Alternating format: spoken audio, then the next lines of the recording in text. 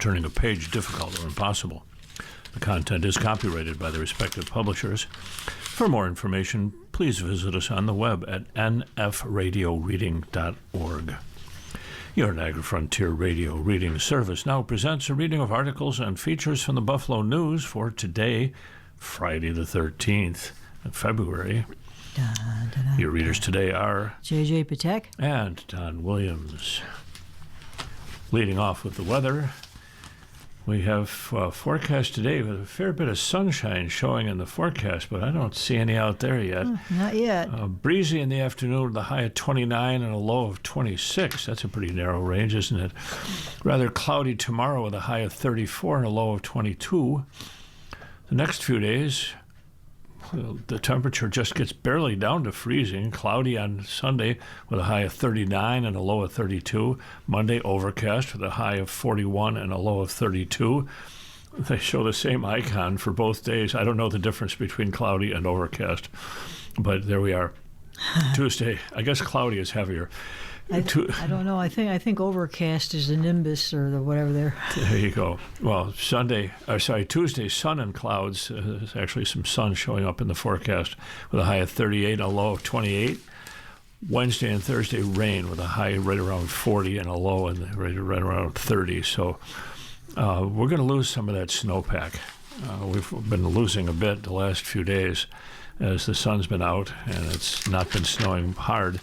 But there's not much of anything showing except for the rain Wednesday and Thursday, so we'll lose some of that snow for sure. High yesterday, 26, and a low was 21. Normally around 33 and 19 are the extremes. The record high, 63 in 1999, and the record low, 20 years earlier, at negative 10. And those are, of course, our Fahrenheit temperatures. Precipitation in the last 24 hours, 0.04 of an inch. Not much happening there. Total sunshine today with a sunrise at 7:16 and a sunset at 5:44. Total sunshine possible 10 hours and 28 minutes. We'll see what happens. The winds southwest 10 to 20. An inch of snow yesterday, according to the That snow almanac. Yeah, I had to brush my car at one point. Syracuse, of course, leads the snow derby. They've got almost 50 inches more than we do at this point. And that's, of course, as we've said repeatedly, that's typical. Nationally, Zapata, Texas, with a high of 85. And the low temperature, a familiar state, Minnesota, Ely, Minnesota, had 8 below zero. Yikes.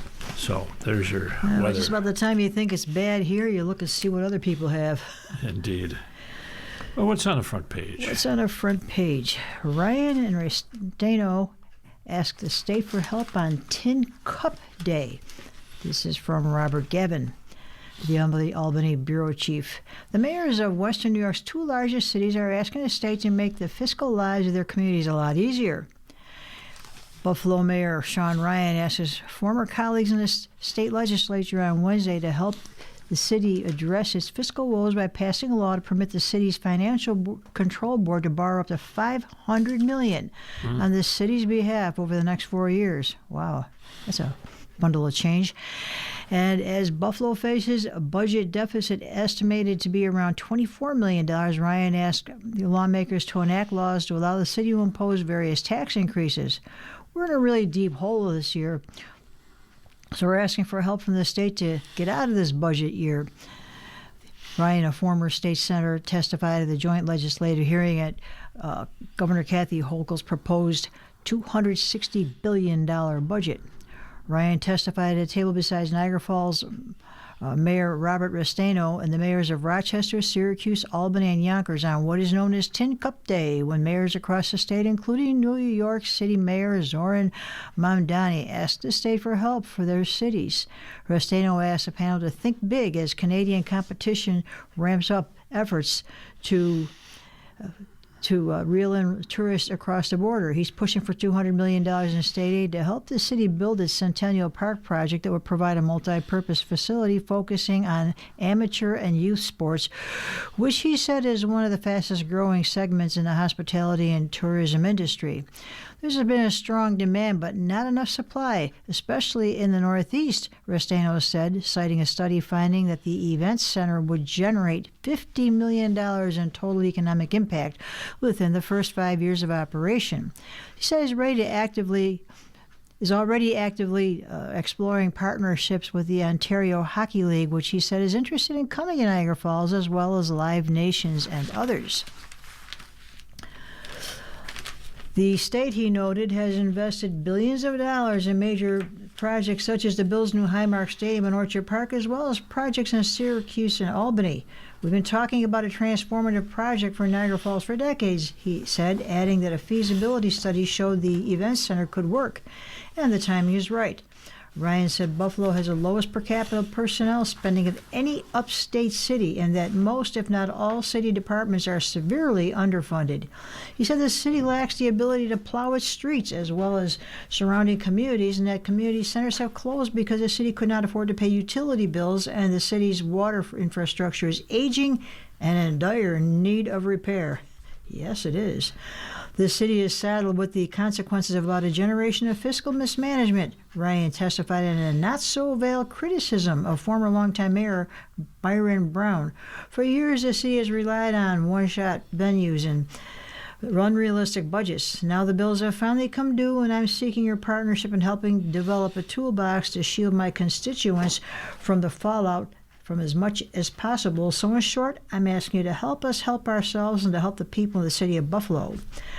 Ryan asked lawmakers to pass legislation sponsored by Senator April Baskin, a Democrat from Buffalo, that would allow Buffalo Fiscal Stability Authority to sell bonds to borrow money on the city's behalf. The control board, created during the city's fiscal crisis in 2003, was initially allowed to borrow up to $170 million in the issuance of bonds with a maturity date of 2037. Under Baskin's bill, the board could borrow up to $500 million in additional aid with a maturity date of 2070. Ryan said the city plans to sell assets for revenue, but acknowledged that it could fall through, making the Baskin bill a necessity. This would not create an obligation of Buffalo to borrow. It would just be an option, Ryan said, noting the Common Council would need to approve it. Ryan was asked for a supplementary tax on vacant and abandoned property, which he said has been implemented in Washington, D.C., and Baltimore and Detroit. Ryan noted that Buffalo has nearly 14,000 vacant lots in addition to other abandoned structures. These properties create blight, and they're too expensive, he said. Ryan asked lawmakers to allow the city to restructure its homestead property tax rate eligibility, which applies for any residential property with 3 or fewer units. But he said investors who live far outside the city of Buffalo can receive the rate for scores of properties they own. Under Ryan's plan, only owner-occupied 1 or 2 family units would be eligible for the rate in Buffalo. Ryan asked for a real estate transfer tax on Buffalo on sellers, which would include one rate for properties that sell for less than $1 million and a higher rate for properties that sell for more than $1 million.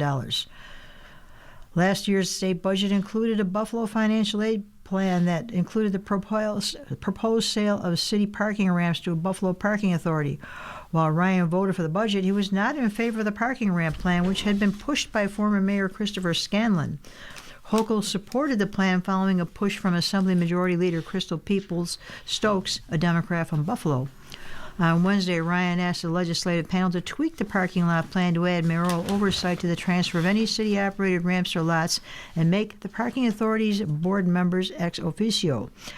Restaino later testified that Niagara Falls is greatly affected, given its size, by tax-exempt properties, some 60% of which are owned by the state. If the city could tax the properties at the current rate, he said, the city could reap about $12 million a year in revenue. He said the city also includes 51 acres owned by the Seneca Gaming Corporation, operated by the Seneca Nation of Indians, which includes a casino, fuel station, and retail cannabis dispensary, all of which are tax exempt. He told lawmakers the Ontario government is launching a multi-billion-dollar effort to double its tourist business, increase yearly visitors to $25 million, and extend lodging stays.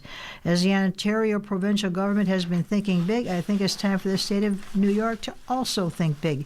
To grab that mentality for Niagara Falls, USA, Restaino testified. He said that by extending the tourism season across the year, it would help 10,000 city residents who work in the hospitality industry on a part-time basis. And what that does is causes them right around November to now search either for other employment or go on unemployment, which is another cost to the state, he said. This project allows them to move into full-time employment, which then grows their economic opportunities. The leaders of the Senate and Assembly are expected to release their own budget plans and negotiate a final budget with Hochul. The budget is due April 1st. Not all that far off anymore, is it? Well, Sandra Tan, the news staff reporter, tells us that a stench had been worsening for weeks in the Erie County Holding Center downtown. Jail employees, inmates, and detainees had no choice but to endure the conditions, but people working in the adjacent sheriff's office headquarters building were so sickened by the odor that Sheriff John Garcia allowed some to work from home. After much investigation, the source of the foul smell was found to be a broken pipe hanger below the kitchen.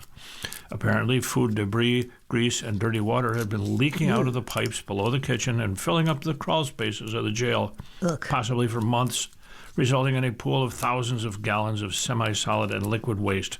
Rats, dead and alive, were found among the waste. It was pungent, said Erie County legislator John Gilmore, Democrat from Hamburg, who experienced the smell while visiting Garcia last week on an unrelated matter. I thought I was going to puke. The sickening smell is just the latest in a catalog of issues facing a nearly 90-year-old holding center, which is why Garcia had been lobbying for the county to build a new jail to replace it, and the Erie County Correctional Facility in Alden.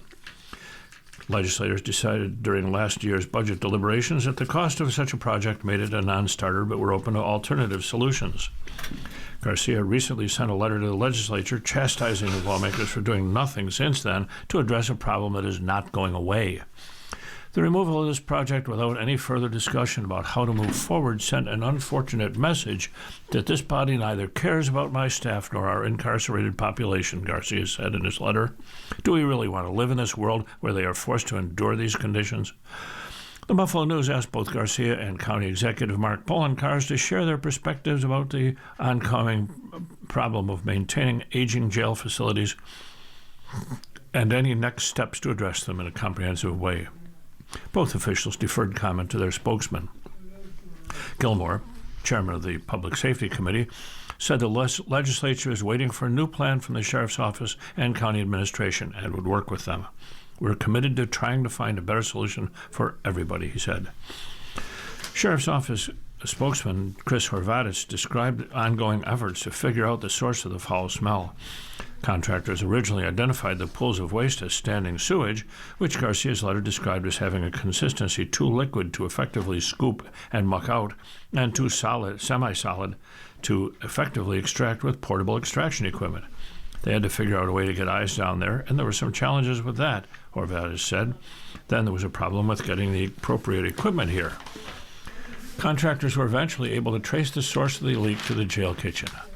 Monday evening was the first time that contractors began suctioning out the waste from under the holding center using a septic vacuum truck. About 2,000 gallons of waste were removed Monday evening, and another 2,000 or so gallons were removed Tuesday night, he said. Cleanup efforts were continuing through Wednesday and Thursday night, he said. The estimated cost to remove the waste is $43,300. While the smell has abated, Horvatich said, the need to figure out a better plan for addressing aging and breaking structures within the jails remains a concern. Garcia's letter listed a host of other failing systems and equipment at the jails and the number of cells and bunks out of service due to various facility problems. None of that is news to county officials. Built in 1937 with an expansion in 1986, the holding center has some areas so old that there are no spare parts available to fix some of the worn-out mechanisms. We will continue to conduct our correctional operations as mandated, no matter the conditions, Garcia's letter stated. These individuals are truly Erie County's toughest, but they deserve better, and I demand better on their behalf. Though Garcia took the county legislature to task for not taking greater interest in addressing the housing needs of the staff and incarcerated population in his letter, Gilmore said legislators aren't responsible for planning major county projects.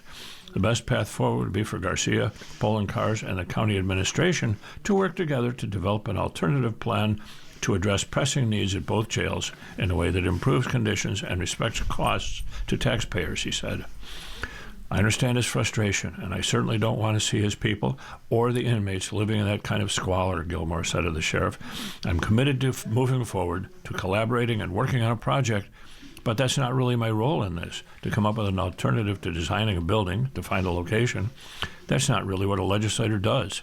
We approve things or disapprove things in terms of spending. Peter Anderson, spokesman for the county executive, said in an email that the county is looking at the work needed at both jails and will be sending requests to the county legislature for approval. As the legislature has ended the new jail, the county will recommence investment in the current facilities, he said. That sounds gross. It does sound gross, doesn't it? That's horrible. Well, you're listening to a reading of today's Buffalo News on your Niagara Frontier Radio reading service at 15 minutes past the hour. It's time to look at the editorial page. The lead editorial from our local folks is called Smart Moves, and there are 3 of them shown here. Birchfield Penny's new curator. There's more big news in the art world. Just after writing about the new curator of the Buffalo AKG Art Museum comes another announcement. John Massier, the visual arts curator at Hallwall's Contemporary Arts Center for 25 years, has been named chief curator of the Birchfield Penny Art Center. Massier is well known for his years-long dedication to the arts, as outlined in an article by news staff reporter Deidre Williams. Scott Propick, Birchfield Penny's executive director, noted that Massier's extensive experience and dedication to the region's artists make him uniquely suited to head Birchfield Penny's curatorial team. The Art Center was looking for someone with strong enthusiasm about supporting the ecosystem of arts and art connoisseurs in Buffalo. Massier will be leaving Hallwalls in March for his position at Birchfield Penny. While at Hallwalls, he shaped one of the region's most influential contemporary visual arts programs, earning recognition for its experimentation and deep engagement with artists at all stages of their careers, as Propick described in the article. Congratulations to Massier, who brings a wealth of experience to the Birchfield Penny Arts Center. Next, 716 Sports Play, or 716 called. Construction set to begin on a $50 million sports complex at a former gun club property in Amherst represents the vision of the doctor-led development group to create a safe, physically active space for youth. The project sounds promising for countless numbers of young people.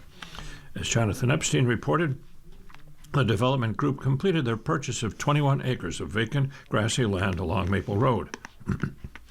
The team is led by orthopedic surgeons Dr. Brian McGrath and Dr. Mark Feinberg. The plan is to construct an indoor sports, wellness, and entertainment campus for youth and high school athletes.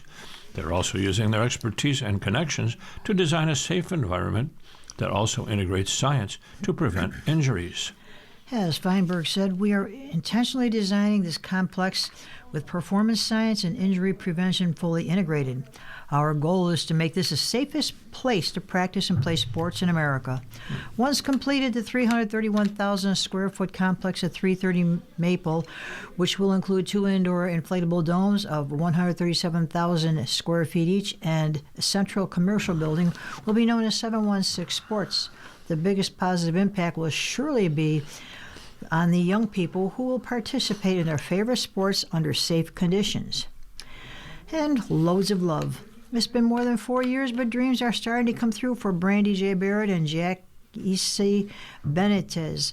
They are preparing to work on an East Side development venture. As Jonathan D. Epstein wrote, the Common Council has approved the sale of 2 vacant lots on Laurel and Riley Streets to Barrett and Benitez Development, a startup, minority-owned development firm planting a two-story mixed-use project in Maston Park. After combining lots of 59 and 102, 59 Laurel and 102 Riley with the property they already own at 61 Laurel, the plan is to construct a building that combines living space and a cafe with an eco-friendly laundromat and wash and fold operations. It will include 11 parking spaces. The $2.1 million project is called Loads of Love and would feature commercial affordable residential units. The project has taken a few years amid site rezoning and zoning variances. The project is funded in part with an Eastside Community Development grant from a state training program for community developers that Barrett participated in. It's taken some time, but the dream is in view. Well, that sports complex, 330,000 square feet, Gonna be big. $50 million. I wonder where they're getting all that money. I'll hope it works. We have a couple of editorial cartoons that are interesting. Adam Ziglis, the Buffalo News guy, has an interesting one.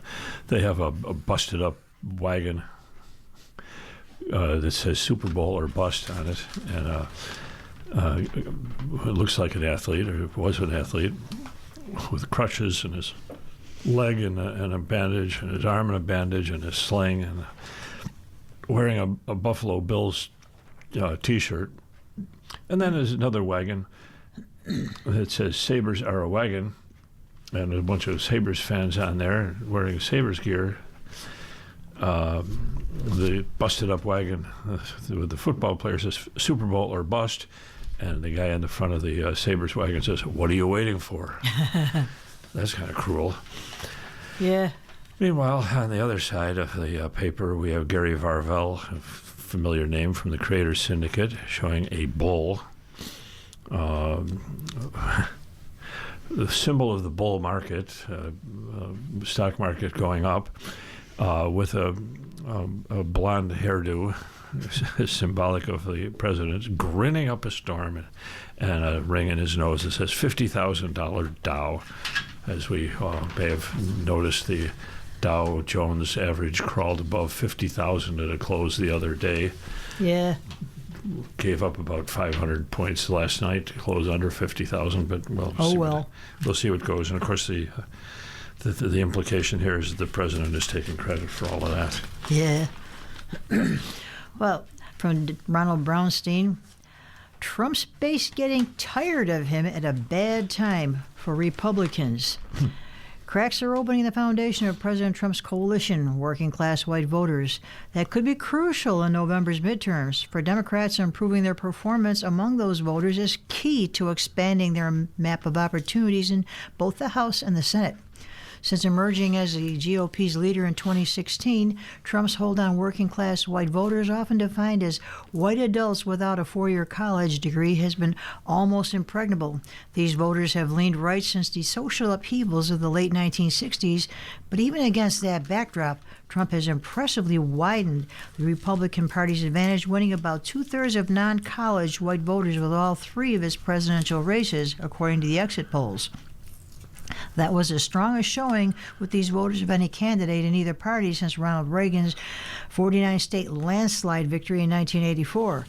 But now, Trump's blue-collar advantage is fraying. National polls released recently by Pew Research Center and Fox News Channel each show these non-white college voters dividing almost exactly 50-50 on whether they approved or disapproved of his job performance as president.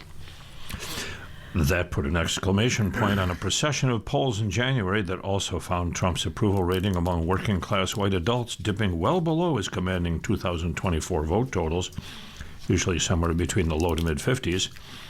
Other key groups that moved toward Trump in 2024, college-educated white voters, voters of color, and young voters, have all cooled on the president already. Long the nation's biggest single voting bloc, white adults without a college degree have been steadily shrinking as a share of the electorate since the 1960s, as American society becomes both better educated and more racially diverse. Nationally, they cast about 37% of all votes in the 2024 election, according to census figures analyzed by demographer. How do you do that? Demographer. They put a hyphen in here and it makes it confusing. Demographer William Fry. But this group looms larger in the 2026 battlegrounds. In the 10 Senate races that both sides consider most competitive, non-college whites exceed their national share of the vote in 8 states, and do so significantly in 6 of them, Fry found. These voters are likewise crucial to Democratic hopes in the House. The share of white people without a college degree exceeds the national average in 25 of the 37 Republican-held seats targeted by the Democratic Congressional Campaign Committee, according to a demographic analysis of House districts that Carolyn Silverman and I conducted last year. That includes multiple seats in Florida, Iowa, Michigan, Ohio, and Pennsylvania. The principal reason Trump's position is eroded with this demographic is the economy. A new Fox poll found that 55% of working-class white adults disapproved of his handling of the economy, and 59% gave him bad marks for managing inflation. Other surveys have found that more of these voters think that his policies have hurt. More of these voters think his policies have hurt than helped the economy and raised, not lowered, costs. Polls have consistently found these voters are especially sour on his health care record, including the large Medicaid cuts in last year's GOP budget. Immigration, by contrast, has been among his best issues with these voters, who lean conservative on almost all social issues. But even here, doubts are starting to creep in. Although they still give Trump enthusiastic grades for his handling of the border, their assessment of his mass deportation drive has cooled as violent confrontations with immigrants, U.S. citizens, and protesters have grown. In recent YouGov polling, a solid plurality of them said Alex Preddy's shooting last month in Minneapolis was not justified. Across these surveys, white women without a college degree are almost always somewhat cooler toward Trump than men. That's an especially telling signal. These women have often been slightly more open to voting for Democrats, particularly around issues relating to the social safety net. After Trump and congressional Republicans tried to repeal the Affordable Care Act in 2017, Democrats ran a few points better with these women in the 2018 House races than they did in any other House election immediately before or since, according to the exit polls. That proved a decisive difference in several races.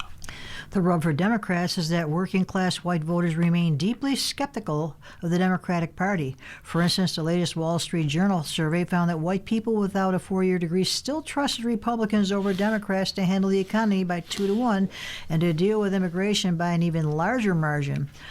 A massive research project one Democratic group launched to study blue-collar voters concluded last fall that working-class voters perceive Democrats to be woke, weak, and out of touch, too focused on social issues and not nearly focused enough on the economic issues that impact everyone every day.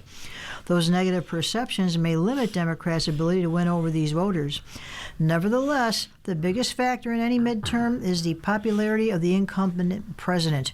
Whatever they thought about Democrats in 2020, 94% of non-college whites who disapproved of Trump voted Democrat in the House elections that year, the exit polls found.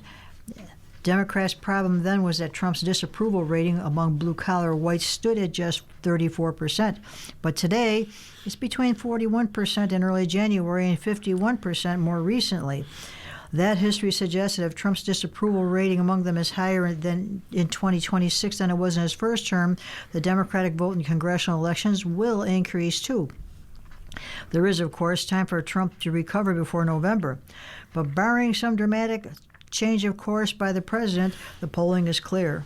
The number of white working-class voters who rebuke Trump will likely make the difference between whether the election is a good one for Democrats or a great one. That's the opinion of Ronald Brownstein of the Bloomberg Opinion.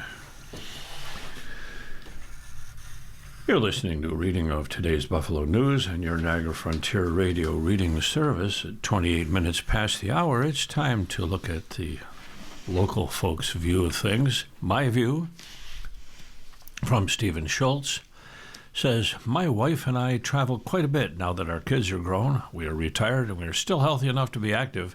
We rarely disagree, yet to my dismay, when we do, she is usually right. One disagreement that may never be resolved, however, is her preference to travel to different places, while I am satisfied to return to the comfort of familiar locations. One of my favorite places to visit repeatedly is Yellowstone National Park and its environs. I go with a group to hunt, but not with guns. We use spotting scopes, binoculars, and cameras. Our prey is often the apex predators such as the gray wolf or the grizzly bear, but we also enjoy watching bison, often erroneously referred to as buffalo, elk, moose, river otters, pikas, golden and bald eagles, great gray owls, and myriad other creatures the Yellowstone ecosystem offers. Even its geological figures are awe-inspiring to behold. Within the park, one can see geysers of all sizes and types, incredibly colorful hot springs such as the Grand Prismatic, and although it cannot be seen, below the surface lies the Great Caldera, a huge supervolcano that has had several massive eruptions and many minor ones.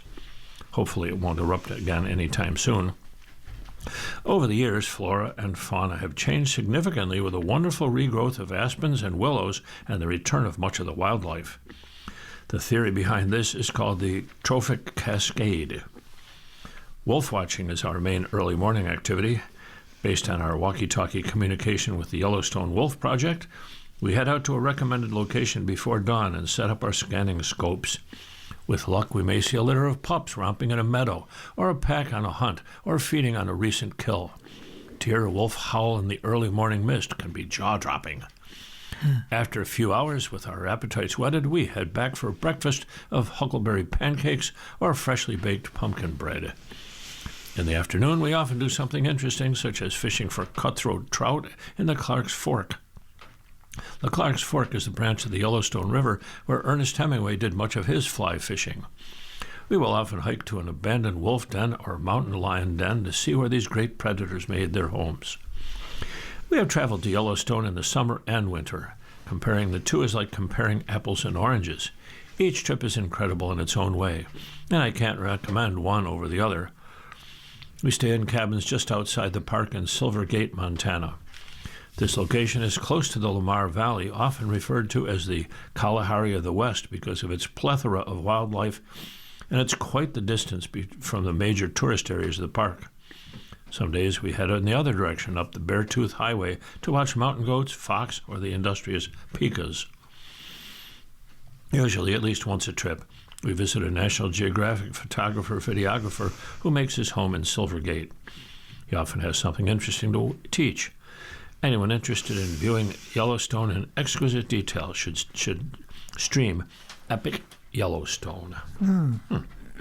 Sounds pretty interesting. It does, doesn't it? I love going out west. You see a different thing around every corner, but I have not been to Yellowstone yet. Well, from another voice, the story today is refugees from Victor Fikiri Gakuru, who is a former refugee, a community advocate, academic coach, and interpreter for refugee communities. I never thought I would live to see a day when refugees would fear for their safety in the United States of America. As someone who was admitted to this country as a refugee through the U.S. Refugee Admissions Program, I know firsthand what it means to seek protection after experiencing persecution. I also know what it means to be given a second chance at life. That second chance is currently being jeopardized for thousands of families around the country, especially here in Buffalo, or including here in Buffalo.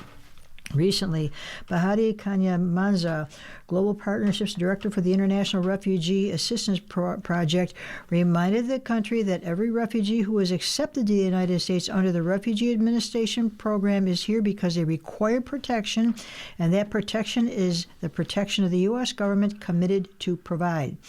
He, too, is a former refugee who now works to protect others. Recent ICE raids and heightened vetting procedures have refugees in Minnesota who have spread terror among refugee communities nationwide. People who fled war and displacement to find protection are now finding fear. Parents are scared to go to work. Children are scared they will be separated from their families. The safety those families were promised when they arrived in the United States is now being questioned. It's not about immigration, it's about protecting human lives. The United States agreed to be bound by the 1951 Refugee Convention and its 1967 protocol, committed to ensuring refugees would be treated with dignity and respect, and they would not be returned to a place where they would be persecuted. It is against international to do anything less. If we are to continue standing by our country's international commitments and our nation's heart, we must demand that enforcement policies that threaten legally admitted refugees be discontinued. We must practice what we preach. In Buffalo, schools, community-based organizations, faith communities, and social service agencies need to be ready to support refugee families, provide accurate legal information, and stand together with them in advocating for their safety. Refugees have chosen to call this country home.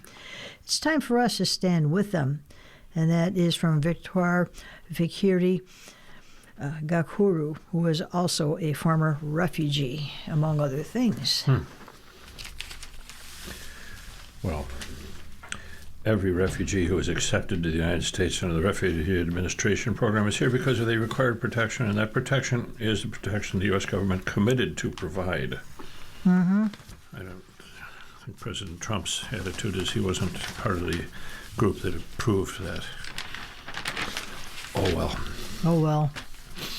Turning now to the business section, Dollar Tree is expanding into higher income areas. Well. Catering to the wealthy helps retailer boost revenue by 10%.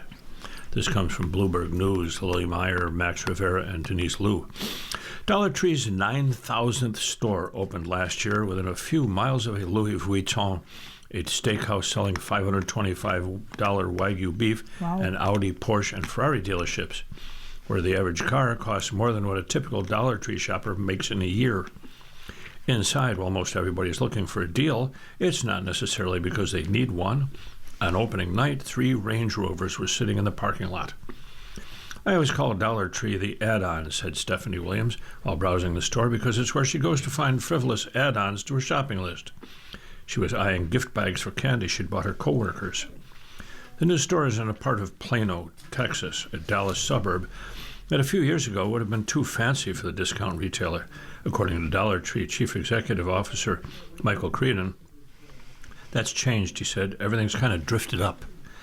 Across the U.S., Dollar Tree is moving into more higher-income areas. In the last 6 years, almost half of Dollar Tree's stores opened in wealthier enclaves of metropolitan areas, according to an analysis by Bloomberg News. In the prior 6 years, that share was just 41%. Dollar Tree says shoppers who make over $100,000 are driving much of its current growth. Last quarter, 60% of new Dollar Tree customers made at least 6 figures. While wealthier people come into the discount retailer less often than lower-income ones, they spend $1 on average more per visit, according to the company. That adds up. If those kind of occasional shoppers went to Dollar Tree just one more time per year, it would translate to an additional $1 billion in annual sales, Dollar Tree said.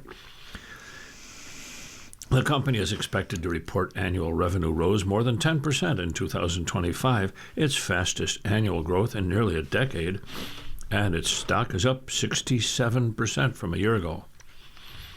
Dollar stores tend to thrive when the economy is shaking and people are looking to trade down. The last time Dollar Tree expanded into higher income parts of the country was during the 2008 recession. But the company's current drift upward is less about temporary belt-tightening than an economy that's increasingly built for the wealthy. As spending concentrates among the top 10% of earners, even low-end retailers like Walmart are trying to cater to higher-income shoppers. Instead of relying on consumers to trade down, retailers are themselves trading up. It's a lot easier to make money selling to the high end than the low end, said Daniel Biolsi, an analyst at Hedgeye Risk Management. Dollar Tree is in the midst of touching up about 3,000 locations and renovating more than 100, the company said. In 2019, the chain made a radical decision. Defying its very name, it started to sell products in select stores for up to $5. 2 years later, it expanded the pilot into more stores and again broke from its namesake, raising its base price to $1.25.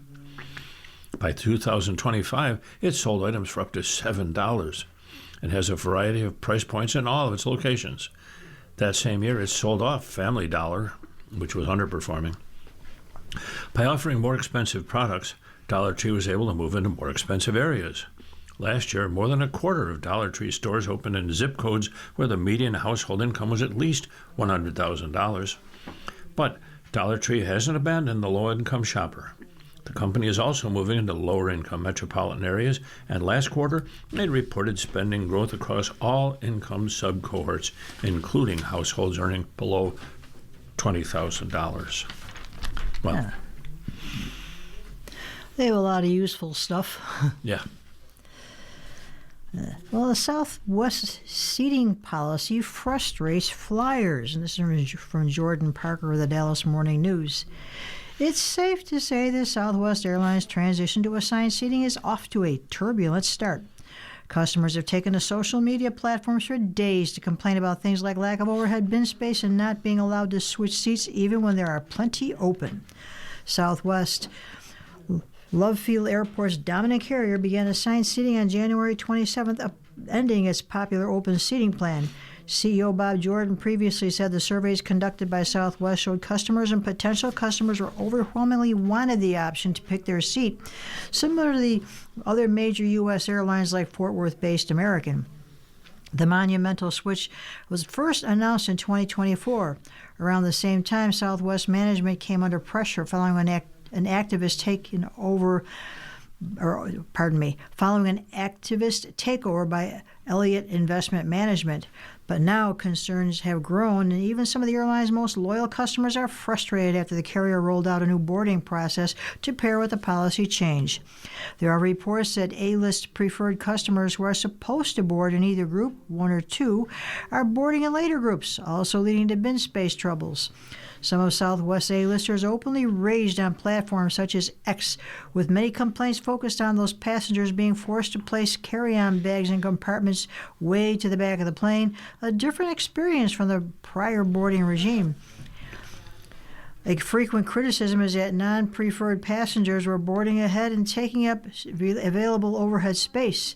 Southwest Airlines spokesperson Chris Perry acknowledged the company is aware of some of the complaints. Since launch, we've been closely monitoring input and real-world behaviors to validate our assumptions and to identify where we can refine the experience, Perry said in a statement. Those insights are now informing a series of early adjustments designed to smooth operations and reduce friction as customers adapt to the new boarding and seating process. Southwest employees who respond to customer messengers on social media have also told customers it is reviewing the concerns. I really enjoyed flying on Southwest with their open seat policy. You just check in early and get in. Go sit down. Front part of the line. You can kind of pick a good seat. I haven't flown yet since they changed the policy, but there's plans in the next few months. We're going to go out west somewhere. Wine country. Anyway, moving on. Lost my place here. Sorry about that.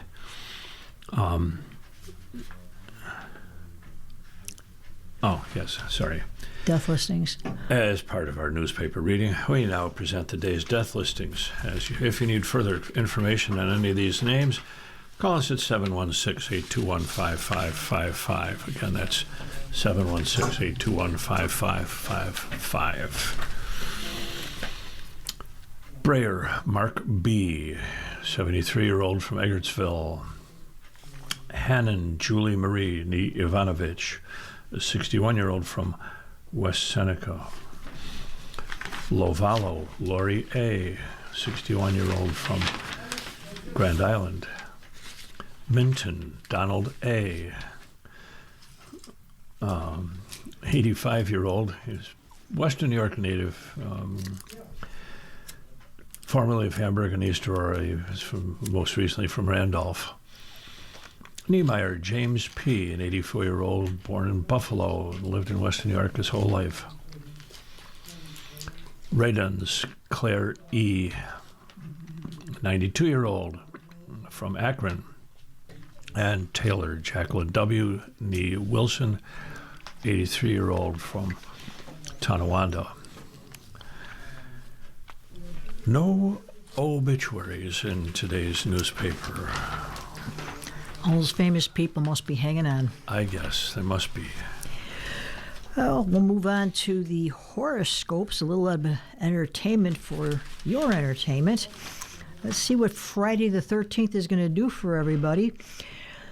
If your birthday is Friday, February 13th of 2026, you're quick-witted, extroverted, and sensation-seeking, as well as bold, imaginative, and trend-setting. This is a year of teaching and learning.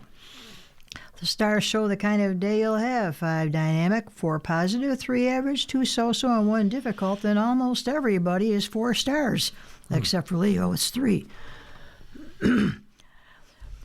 Aries, today's Neptune moves into your sign, which means in the next decade you might project a different image to others. Tonight, be modest.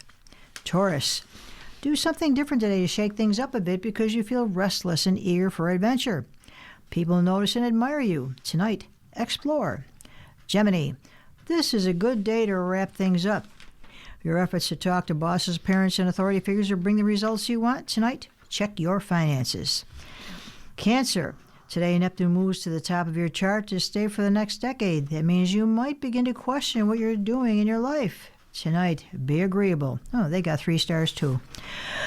Leo, today for the first time in your life, Neptune is in Aries for the next decade, and you'll find your idealism will grow and your compassion for others will be stimulated.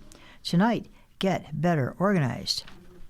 Virgo, in the next decade, Neptune will be traveling through one of your money houses, which can create confusion. Tonight, socialize.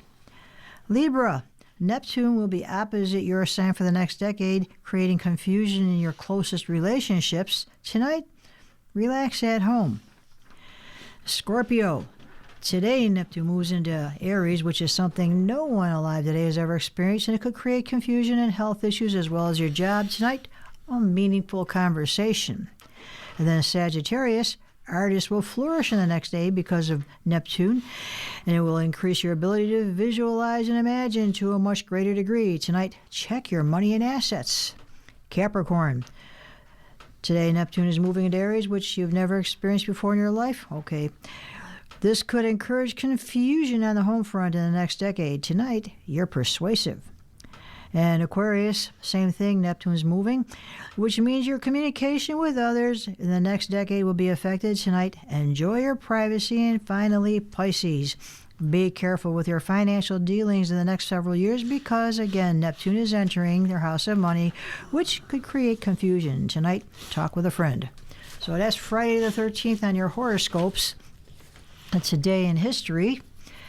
In 1935, a jury in Flemington, New Jersey, found Bruno Richard Hauptmann guilty of first-degree murder in the kidnapping, slaying of Charles A. Lindbergh Jr., the 20-month-old son of Charles and Ann Morrow Lindbergh, and Hauptmann was executed the following year.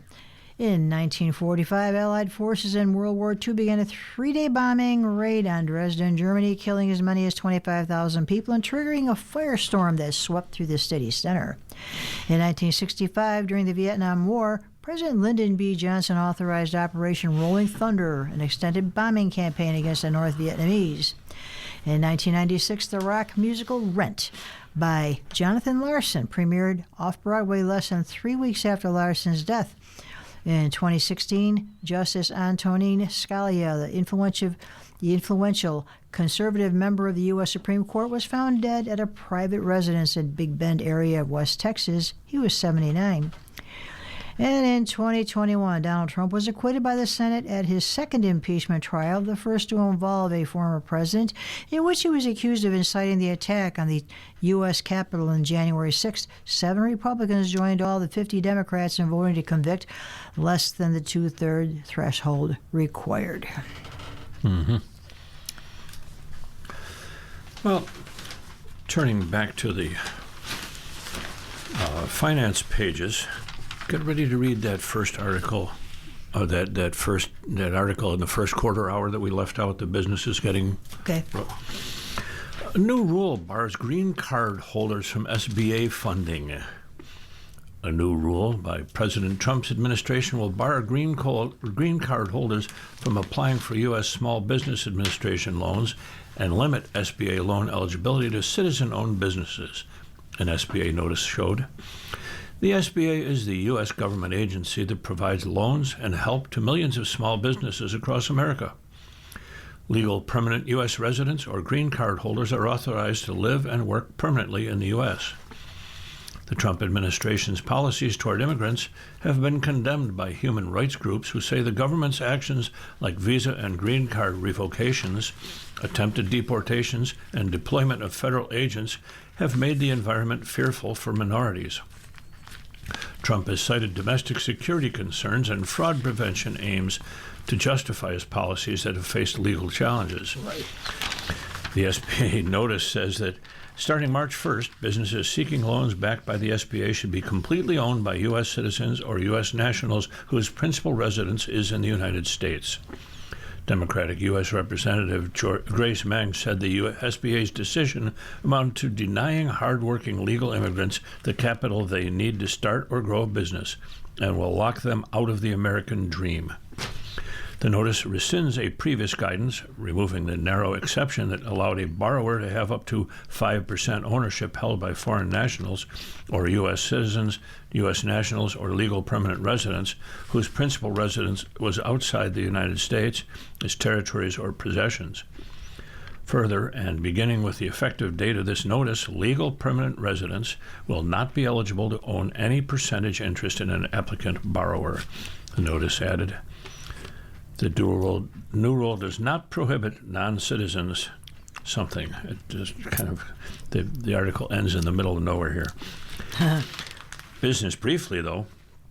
West Her Automotive Group has acquired its second dealership in central New York. West Her bought Sharon Chevrolet in the town of Clay near Syracuse. The dealership, which was owned by Mike Caro, will be named West Her Development of Clay. West Her Chevrolet of Clay. The dealership will have 55 employees and is projected to sell a total of 2,000 new and used cars each year, said Scott Beeler, West Her's CEO. West Her anticipates Clay will be a growing area as Micron Technology begins construction of its semiconductor manufacturing complex. This acquisition provides us with the opportunity to continue to grow both the West Her and Chevrolet brands in the Syracuse market, Beeler said. West Her expanded into central New York in 2021 when it acquired East Syracuse Chevrolet. Orchard Park-based West Her is one of the largest dealer groups in the country and now has 41 locations in upstate New York. And Buffalo next. We have an article from Samantha Christman about tourism. The businesses are getting ready for NCAA tourney crowds. On the NCAA men's basketball tournament comes to town next month, 19,000 people will be looking for a good time. Visit Buffalo wants to make sure they get it. If you can't find a good time in Buffalo, you're not looking. The Tourism Bureau gathered about 100 local restaurant owners, bar managers, hospitality workers this week for a crash course on how to handle the rush from speeding up service during halftime crowds to understanding NCAA trademark rules that restrict how businesses can promote the March Madness event. The goal, to make sure fans get in, get fed, and get back to their seats quickly while leaving town with a winning impression of Buffalo so they'll return. It's truly all about making sure Buffalo is ready to shine, said Patrick Haler, President and CEO of Visit Buffalo. Josh Ketry knows it's an all-hands-on-deck operation. He's the Chief Operating Officer of Pearl Street Companies, which owns Pearl Street Grill and Brewery and Riverworks. We've been around since the beginning, since NCAA first came here. And the first one, there was a bit of a challenge, he said. That break was in the middle. Everybody gets out and rushes to your restaurant all at once. All at once. When it comes to landing or handling that influx of visitors, he said, Buffalo just can't wing it. We're bringing money from the outside in, and we have to take responsibility for that, Ketry said. The city first played host to March Madness in 2000. Over the years, the local business community has learned a lot about how to responsibly capitalize on the event, though there have been hiccups from time to time. Lunchtime bottlenecks have been a particular concern. Buffalo last hosted the games in 2022, and the region has lost a lot of restaurants since the pandemic. That 90-minute halftime crunch was a problem in years past. Local businesses said it will surely put them to the test this time. Fortunately, tourism officials said, while downtown may have fewer restaurants overall these days, there are more of them surrounding the KeyBank Center where the games will be played, and there were when the games first came. That includes high-volume options like Hofbrauhaus, Southern Tier Buffalo on Scott Street. That's why it's important to make sure the ones that are there are now ready. Local businesses, especially those that have sprung up as part of the infrastructure supporting the Buffalo Sabres, learn more every year, and in turn, it has raised the city's profile among visitors, they said. It's really changed how Buffalo is perceived from the outside, Ketry said. Connor Bradbury, director of catering and events at the High Volume Resurgence Brewing Company in Buffalo's Old First Ward, knows what it's like to feed a lot of people quickly and get them back out the door for the Sabres games. But the brewery is also preparing for fans who will stick around, returning on non-game days to eat, drink, and watch other games as they're broadcast. We have TVs throughout the whole facility as well, and then we have a bunch of extra TVs that we're going to roll out and put in every room, nook, and cranny of the building so that all the games are showing at any given time, Bradbury said.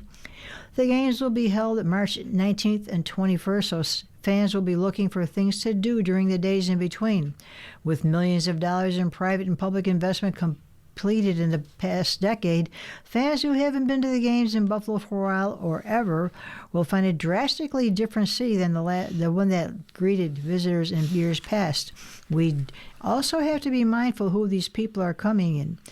These are basketball fans, Keller said. It's not necessarily that these are arts and culture fans. They might go to the Albright Knox that day, but they're going to be looking for places they can go to watch the game and that they can get some wings. Mm-hmm. Well, I can tell them where to get wings. They're everywhere. Everywhere. The best ones are within walking distance of my house. That does show my bias, doesn't it? Oh, well. Yeah, I like Duff's. From the Political Notebook, the Justice Department is accused of spying in the Epstein case. A top Democrat is calling for a watchdog investigation after photographs emerged suggesting that the Justice Department has been tracking the search history of lawmakers who are reviewing files in the Jeffrey Epstein investigation. Representative Jamie Raskin, the top Democrat on the House Judiciary Committee, asked the Justice Department's Inspector General to investigate what he characterized as spying on members of Congress who this week have reviewed less redacted versions of the Epstein files at a department annex and on department-owned computers. Photographs taken during Attorney General Pam Bondi's hearing before the House Judiciary Committee on Wednesday showed her holding a binder open to a page that said Jayapal Pramila search history, and that listed a series of documents that were apparently reviewed. Pramila Jayapal is a Democratic congresswoman and was among the Judiciary Committee members who pressed Bondi during the hearing about the department's handling of the Epstein files. Jayapal called it totally unacceptable and said lawmakers will be demanding a full accounting of how the department is using the search history. Bondi has enough time to spy on members of Congress, but can't find it in herself to apologize to the survivors of Epstein's horrific abuse, Jayapal said in a post on X. A bipartisan contingent of lawmakers traveled in recent days to a Justice Department outpost to review less redacted records from the files, but some who have seen the documents have complained that too much information about Epstein associates remains withheld from view. The Trump administration Justice Department said last month that it was releasing more than 3 million pages, along with more than 2,000 videos and 180,000 images related to Epstein investigations. Well, we're coming to the end of our first hour here, and you're listening to a reading of articles from the Buffalo News for today, Friday, February 13th of 2026, on your Niagara Frontier Radio Reading Service, and we'll return for more readings after this short break. Your readers today are Don Williams and JJ Patek. If you're listening to this publication online, you're probably using our website, a podcast player like Spotify or iTunes, a streaming service like Siro, or a smart speaker. Did you know that we now have a dedicated app that can be downloaded to any mobile device, like a smartphone or tablet, for free? App users can conveniently access our live stream and any episode of our podcast easier than ever. To download the app, just type NFRRS in the search window in the Apple App Store or in the Google Play Store. Contact us anytime if you have any questions by calling 716-821-5555, extension 5. Thank you.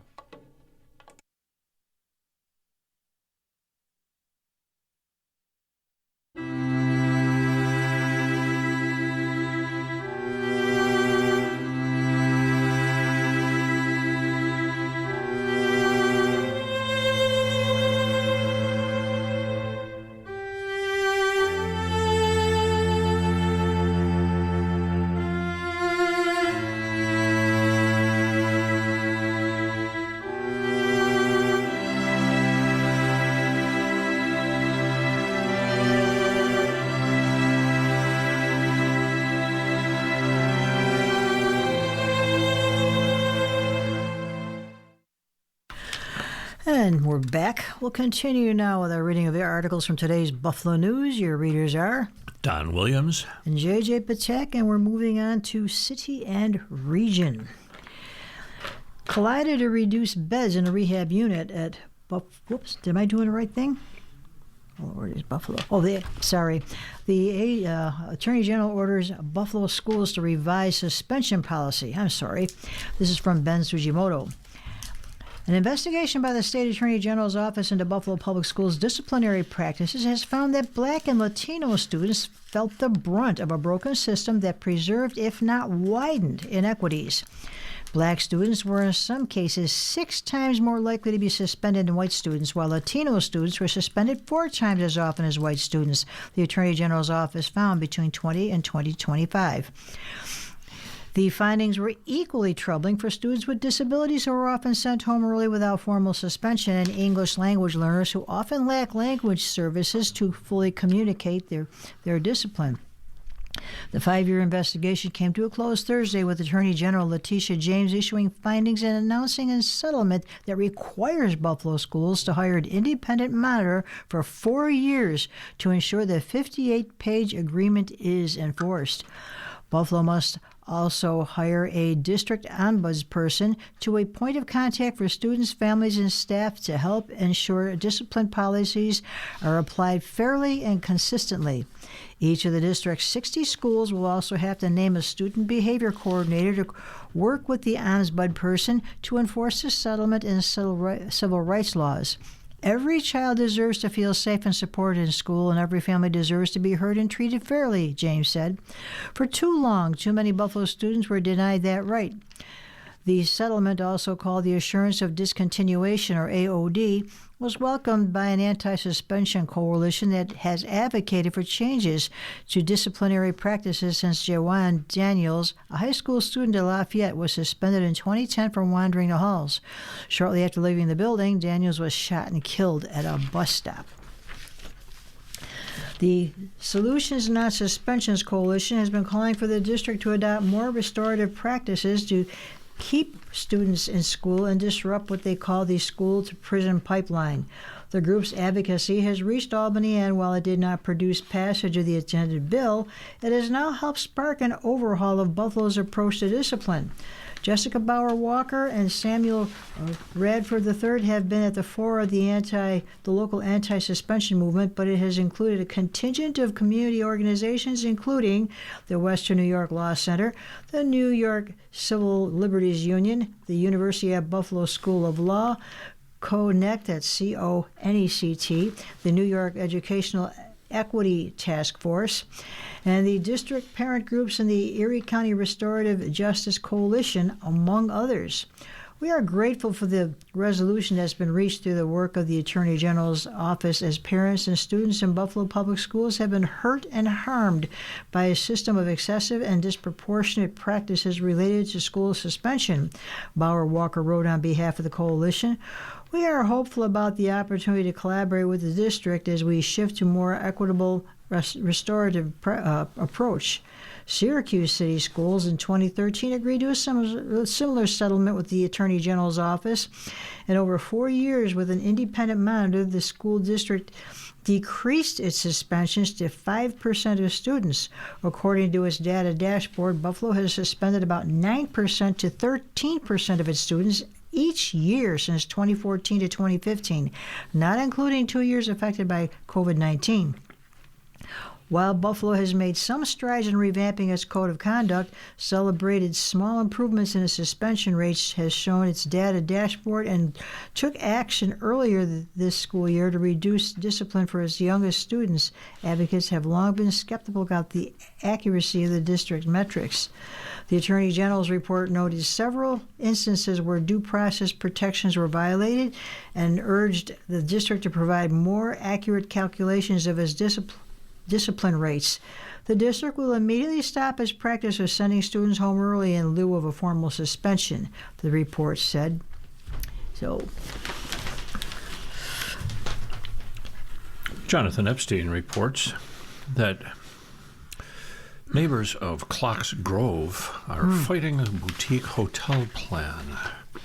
It's been 70 years since the Clock family turned a former chicken farm in West Seneca into a picnic grove for weddings and other events.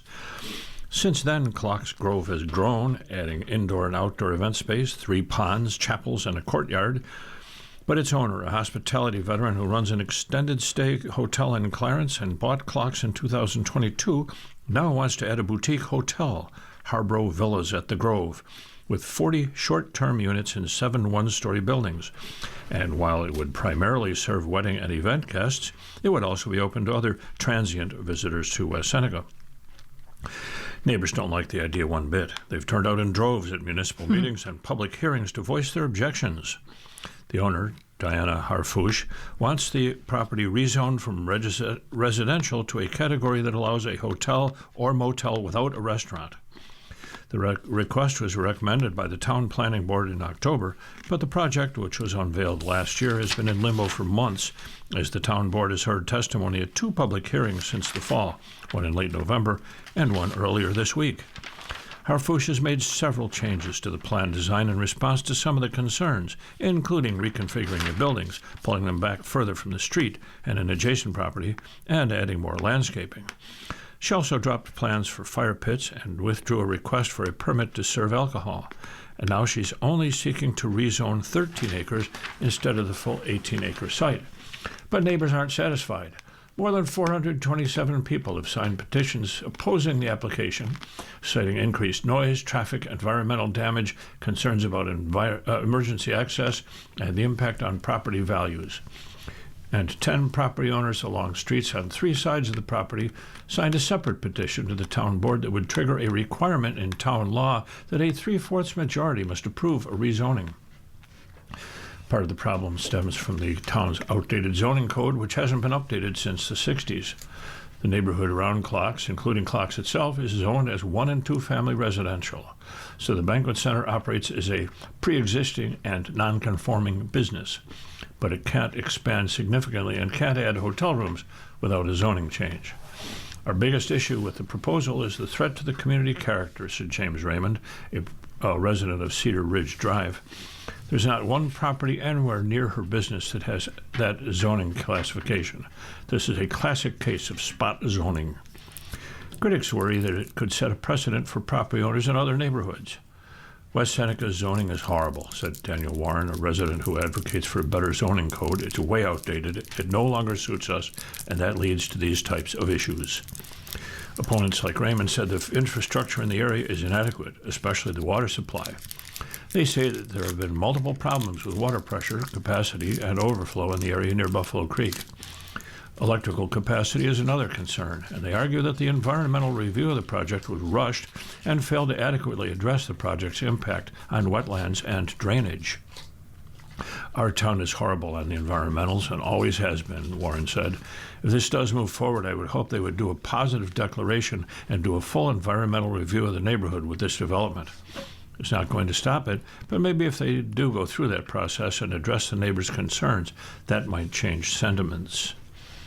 Critics also complain the project is not consistent with the town's comprehensive plan and would alter the rural and residential nature of the Seneca Creek corridor. Clocks Grove has operated for more than 50 years without ever needing a hotel, Raymond said. We aren't opposed to them having something small for guests only of the venue, but this is overburdening the infrastructure and rezoning a property for the prosperity of one business owner. Harfouche said she is trying to pay attention to the concerns. I've made many concessions because it's important for me to work with the neighbors, she said. I want to be a good neighbor. I want to be a smart businesswoman. I'm not giving up because I know I've done everything I can to accommodate the neighbors. But, quoting her here, there are many neighbors that are just dead set against progress and development. Harfouche noted that she is investing her own money in the $4.5 million project and would make sure that the water, sewer, and electrical infrastructure can handle the project before she would proceed. I hope to be the owner of this business for lots of years to come, she said. I would hope that West Seneca is excited to have a passionate, hardworking, optimistic, risk-taking business owner like me that's willing to invest in West Seneca. I'm going to keep fighting because I think this is good for everyone.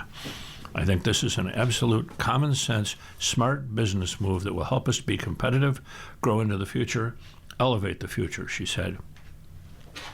My goal is to be successful, not to limit myself and settle for where we are. I have a vision for where we want to go, and I want to see Clocks Grove reach its potential. Oh, I wish him luck. I hope the right thing happens. I hope the right thing happens. Now we can read this one. Kaleida to reduce beds in rehab unit at Buffalo General. This is from John Harris. Western New York's largest health system continues to make changes as it executes an improvement plan and prepares for a decline in federal Medicaid spending.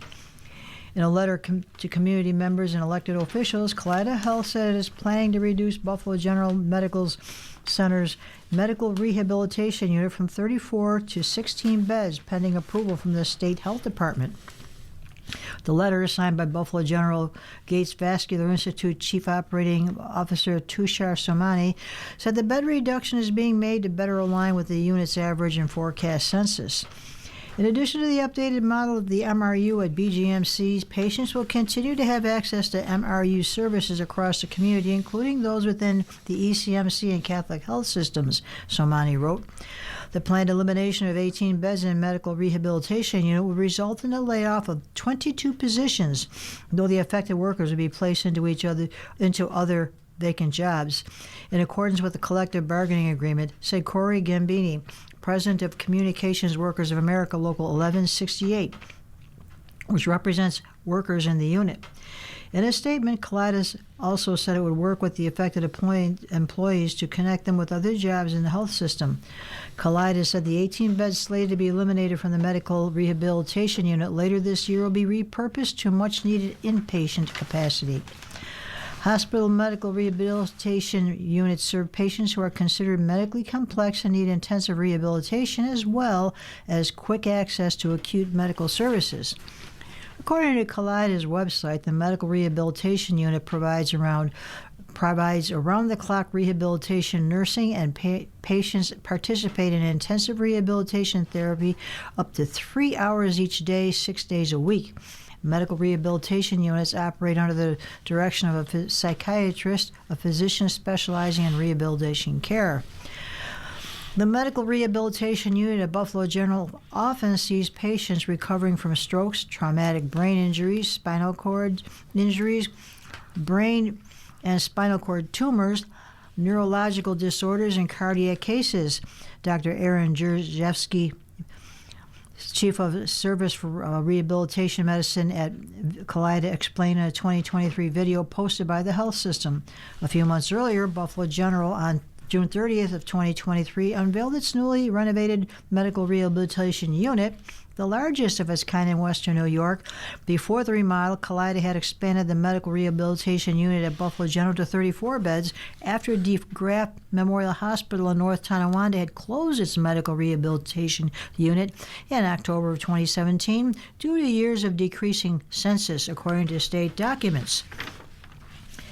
This is the latest change from Kaleida Health, which last year decided to accelerate a $200 million system-wide improvement plan in response to the federal One Big Beautiful Bill Act, which is projected to reduce Medicaid spending by about $1 trillion nationwide by 2034, and that led Kaleida to announce closures for its Millard Fillmore Surgery Center in Amherst, 2 Buffalo Therapy Services clinics, its Ear, Nose, and Throat Center at Buffalo General, and its Family Planning Center at 1100 Main Street.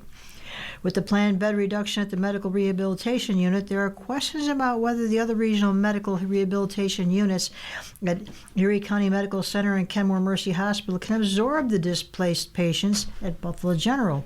Gambini said the union is gathering information in advance of a public hearing next week on a planned reduction. One employee in the unit who did not wish to be identified said Buffalo General Medical Rehabilitation Unit has about 15 people on its wait list for a bed. Patients such as Jeanette Zigai of Buffalo know the value of the unit and worry about reduction in bed.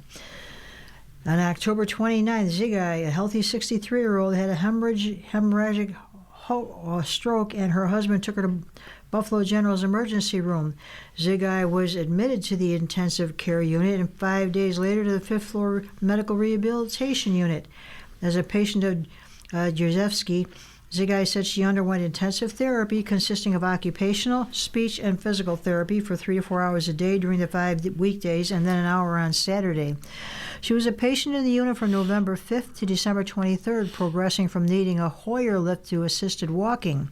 Zigai was amazed by the MRU staff, from the therapist to the nursing assistants to the dietary worker who would open her yogurt or cut her banana when she couldn't. Today, Zigai walks with a cane or a walker and has full function of both left extremities, which were without movement after the bleed in the right side of her brain. She's now an outpatient physical and occupational therapy, refining her motor skills and strengthening her muscles. If it wasn't for the MRU, I wouldn't be where I am today, Zigai said. A 1-hour public meeting regarding the planned bed reduction is scheduled for 10:30 a.m. on February 19th in Buffalo General Swift Auditorium. Those who attend are asked to use the main entrance and check in at the front desk with identification. A virtual option is available for those who cannot attend in person, and comments can also be emailed to publiccomments@kaleidahealth.org within 1 week following the public meeting. Alan Pergament reports that the decision by management of the Buffalo Bills and Buffalo Sabres to end their radio deals with WGR-AM as a flagship station to sell and produce the games on their own and create affiliates has led to many questions. I'll give some opinions to answer them. Does the move away from WGR have anything to do with the criticism of owner Terry Pegola and general manager Brandon Bean from the station's talk show hosts? Alan Pergament's comment, I understand the huge leap some listeners are taking and some skepticism of the explanation by Pete Gwelly, the president of business operations for the teams, that the move doesn't have anything to do with criticism of Pegola, Bean, or the teams. The skeptics will ask, what did you expect him to say? But Gwelly's explanation makes perfect sense. The team's no criticism comes with the territory. If anything, the move away from WGR gives talk show hosts Jeremy White, Joe DiBiase, Chris Bulldog Parker, a former student of mine, and Mike Shope more freedom to be critical of Pegola, Bean, and the teams than they've already been. Why did the Bills and Sabres decide to end the WGR deals? Pergament's answer, the Odyssey-owned station can't afford a rights fee worthy of being associated with the teams, and the teams don't have any leverage to get more money anywhere else in a market the size of Buffalo. Odyssey owns the 3 of the most powerful AM stations in Western New York, WGR 550, WBN 930, and WWKB 1520, and no other radio group owning stations here is in the financial position to pay a worthy rights fee because of the diminishing power of traditional radio. Why wasn't one Bills live simulcast on WGR Monday? The answer to that is the Bills deal with WGR expired at the end of the NFL season, with one Bills Live moving to the Bills website and the Bills app on Monday, in addition to being carried on cable's MSG. The Sabres, who are having their best NHL season in years, will remain on WGR until the current season ends, hopefully with the playoffs. How did WGR fill the 1 to 3 time slot now that the one Bills drive has exited? WGR started to fill the OBL slot Monday with interim hosts Zach Jones and Derek Kramer, and plans to have well-known guest hosts in the future. Next season, it plans to continue pregame and postgame shows, even if it doesn't carry the Bills games, but it may have to compete with shows on the station that carry the games if it isn't the affiliate. What station or stations will carry Bills and Sabres games next season? Bergman says it's too early to tell. They may land on different local radio stations. Gwallie hasn't ruled out WGR being a Bills affiliate. However, based on its plans enumerated at the station staff meeting, WGR didn't sound all that interested in carrying the games that it previously paid a rights fee to carry as part of a deal that included sharing advertising revenue with the Bills. Of course, WGR's position can change. With Odyssey owning the strongest AM stations in the market as enumerated above, I would think the games may land on an FM station.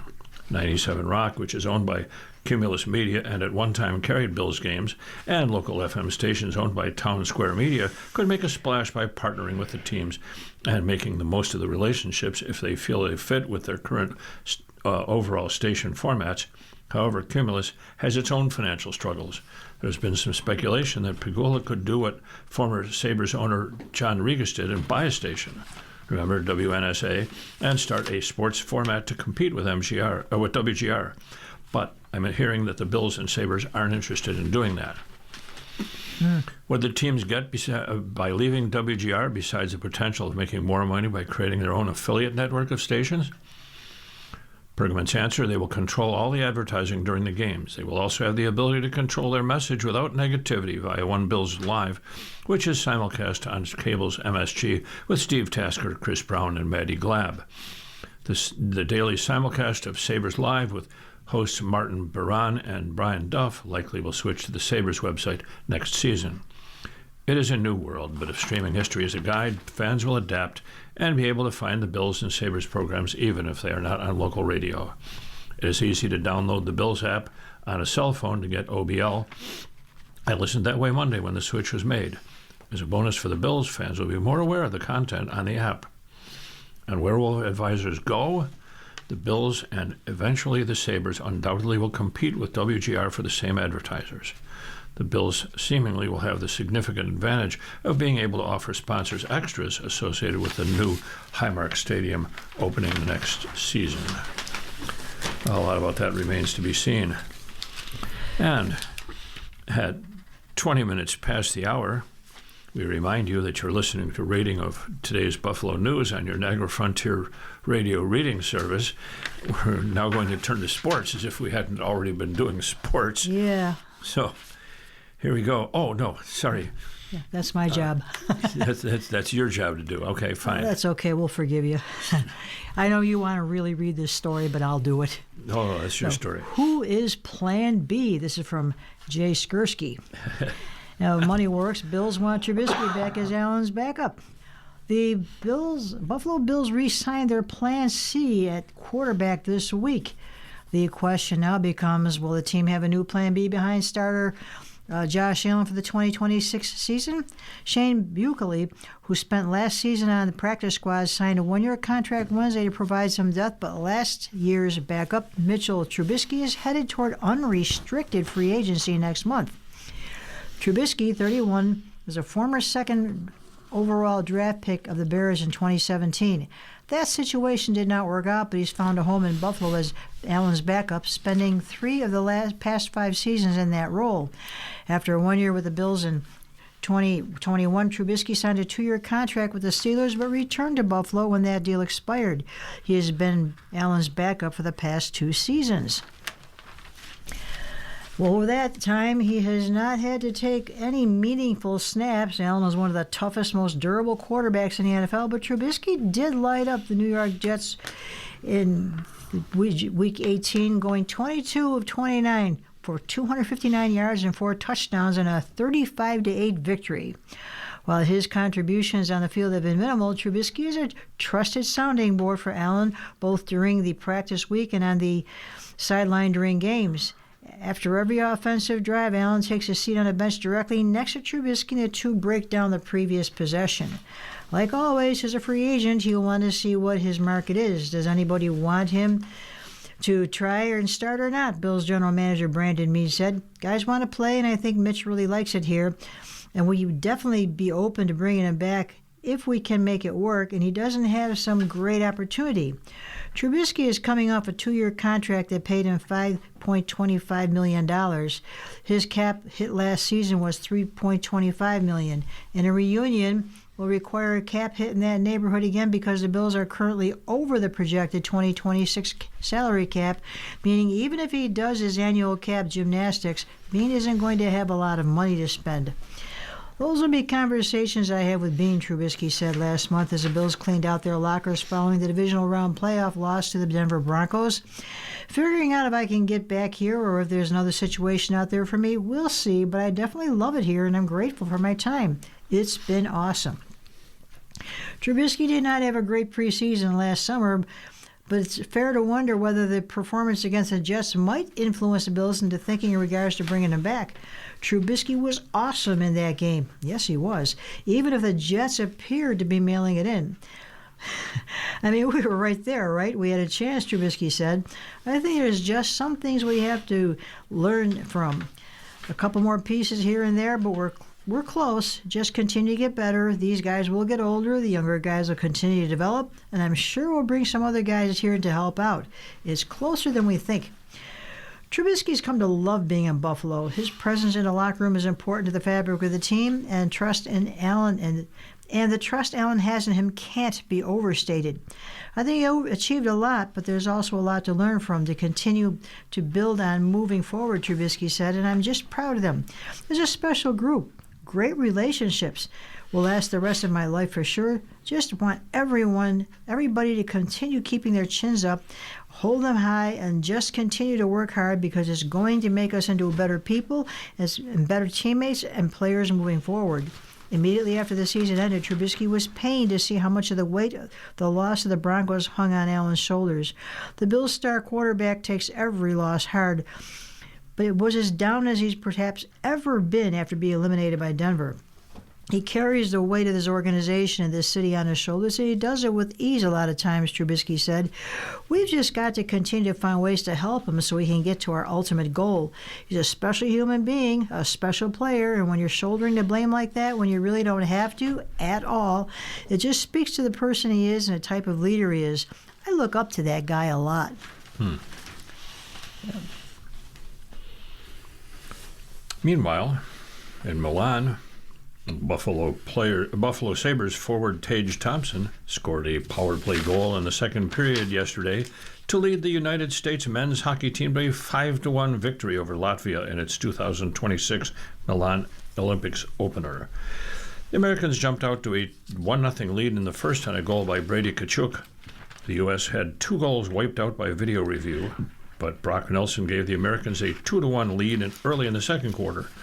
After Thompson scored to give the U.S. a 3-1 lead, Nelson added his second goal of the game with 12 seconds remaining in the period. The United States made it 5-1 in the third on a goal by Auston Matthews.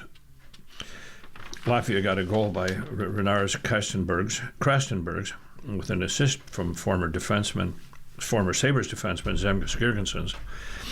U.S. goalie Connor Hellebuyck made 17 saves. Jack Eichel, Matthew Tkachuk, Quinn Hughes, and Jack Hughes each had 2 assists. The United States outshot Latvia 38-18, and they'll face Denmark tomorrow. Sidney Crosby and Drew Doughty were Canada's only players with Olympic experience. Everyone else, from Connor McDavid and Nathan MacKinnon to Jordan Binnington and Macklin Celebrini, was making his debut on sport's biggest stage. What a first impression they made. Celebrini scored Canada's first goal in the NHL's return to the games. Binnington stopped all 26 shots he faced, and Canada defeated Czechia 5-1 yesterday, showing the tournament favorite is already a well-oiled machine. Our intentions were really good with the way we played, said Crosby, who, along with Doughty, was part of gold medal wins in 2010 and 14. I thought we were physical. We were moving our feet, The execution, sometimes that comes with time, but even other times we did some good things and executed well. Just a matter of building off that. Celebrini, his country's youngest player at 19, deflected a shot by Cale Makar past Lucas Dostal with 5.7 seconds left in the first, putting an exclamation point on a terrific back-and-forth period. After Mitch Marner's saucer pass to Mark Stone for his goal and Bo Horvat's on a breakaway later in the second, Czechia never stood a chance. I don't care who anybody is, whether you're Sid to Doty to Celebrini, whether you're playing in the Olympics for the first time, it never gets old, and everybody's got their jitters, Coach John Cooper said. You know what I liked? I thought we got better as that game went on. I thought as the game went on, we got a little bit more controlled. The handful of times Bennington got tested, he was there to make the save. Before Celebrini scored, Bennington kept it 0-0 by making a left pad stop on Michael Kempney and reaching out to smother David Kampf's rebound effort. Felt good, Bennington said. Every team, every country has some star players, so we know they're going to come at some point. And I think we did a good job holding them down and letting me see pucks, getting me access to play my game. At the other end of the ice, Dostal played well, but was helpless to slow down much of the onslaught. There was nothing he could do on the Sidney Crosby to Connor McDavid to Nathan McKinnon tic-tac-toe power play goal in the third period.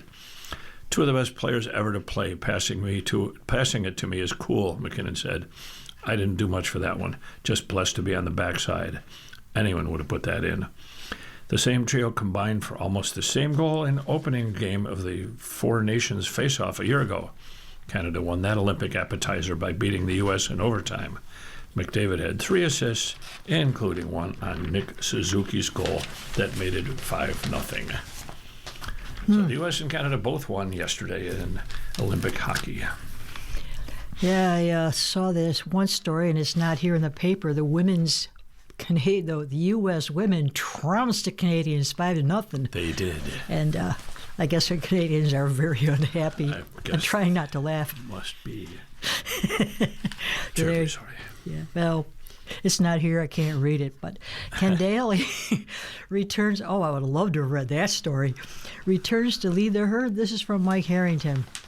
Casey Candaele will return for a franchise record 6th season with the Buffalo Bison's manager.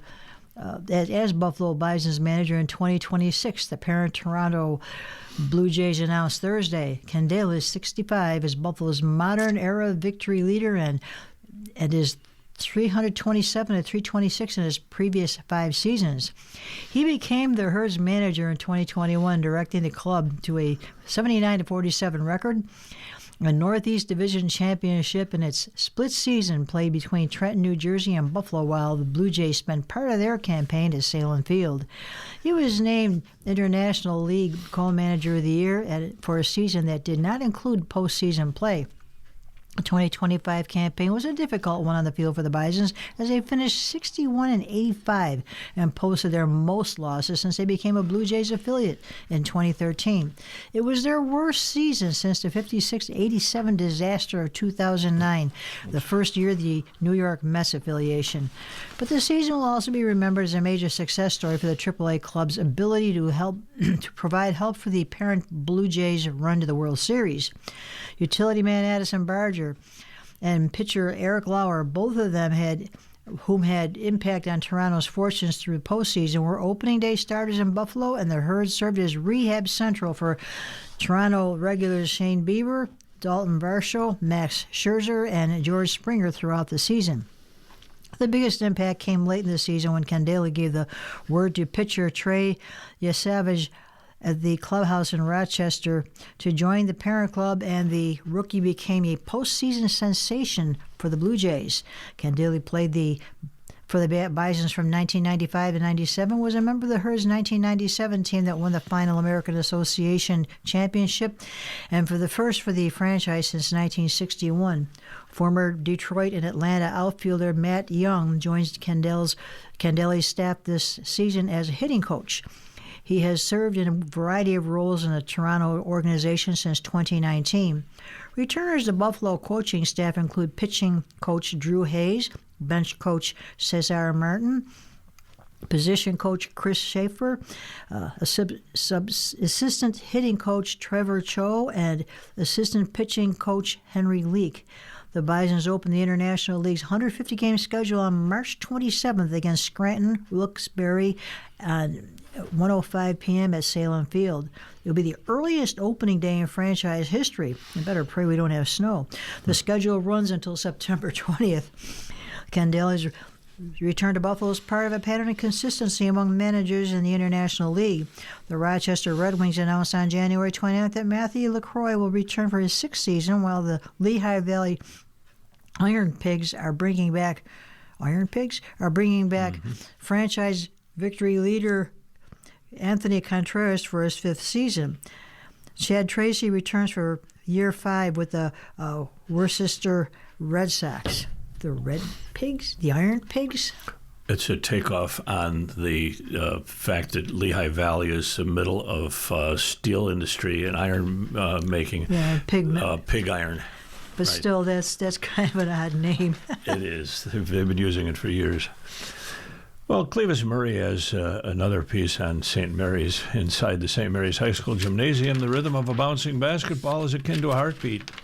For the Lancers, it's a racing heartbeat pushed to the brink by a coach demanding excellence for a once-in-a-lifetime roster. Kelly McCauley doesn't believe in staying comfortable with a local schedule. Now in her second year at St. Mary's, she has constructed a program that feels less like a high school team and more like a destination for Western New York's elite. In her first year, the team advanced to the Monsignor Martin Final. In year 2, the team is 13-6, number 1 in the News Large Schools poll, and the number 4 ranked private school in the New York State Sports Writers Association Class AAA rankings. The final score of the team's games is typically the least interesting thing. I like a challenge, McCauley said. I don't want to just play teams that I know we can beat. I'd rather be the one going out of town, fighting back, putting them in front of really good competition. The search for formidable opponents has taken the team to Washington, D.C., Tampa, Florida, and the boroughs of New York City.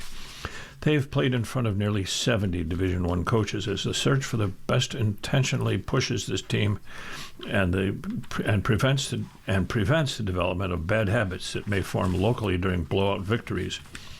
This season in particular has been a calculated exposure tour, as McCauley's goal isn't just to win, but to ensure that when her players step on a college court, they're already accustomed to the bright lights.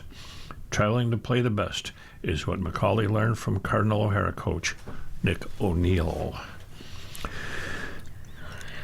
As the calendar soon turns to March, the noise of recruiting and local chatter fades into the background with a sole goal of state title. We haven't done anything yet, McCauley said. We beat teams we should have beaten. We lost a couple of close ones to some teams we could have beaten, but we've not accomplished anything yet. Once we accomplish our goal, then you can ask about highlights. St. Mary's has it all: the high-level talent, the difficult non-league schedule, and a coach pushing them. All that's left is the physical validation showing that they're the best in the state. We wish them luck. Yeah. Well, you're listening to a reading of today's Buffalo News on your Niagara Frontier Radio reading service, and it is 36 minutes past the hour. And I'm dropping things on the floor. Time for some advice. Got to get some advice from Asking Eric, our Eric Thomas. And everybody loves Eric Thomas. He's got the greatest advice. Dear Eric, my significant other and I have been together for 10 years now. Lately, since he reconnected with childhood friends, we stopped doing things together. We stopped doing things as a family. We have children, and he's with them all the time.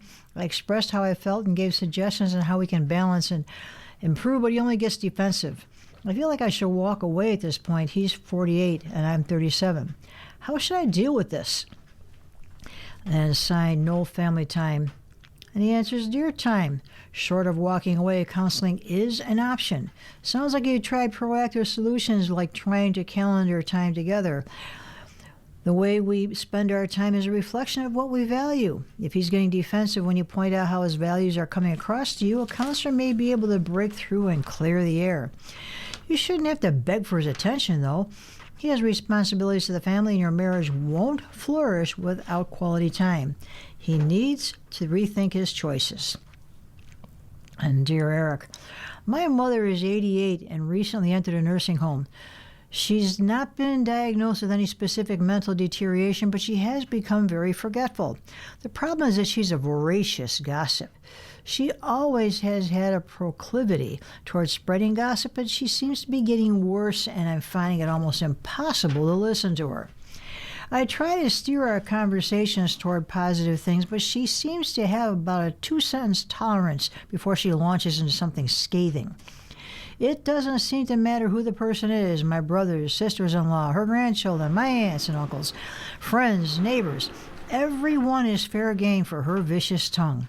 More and more frequently, I do not take her incoming calls, and when I do, I end the call when I can no longer bear her negativity about our family.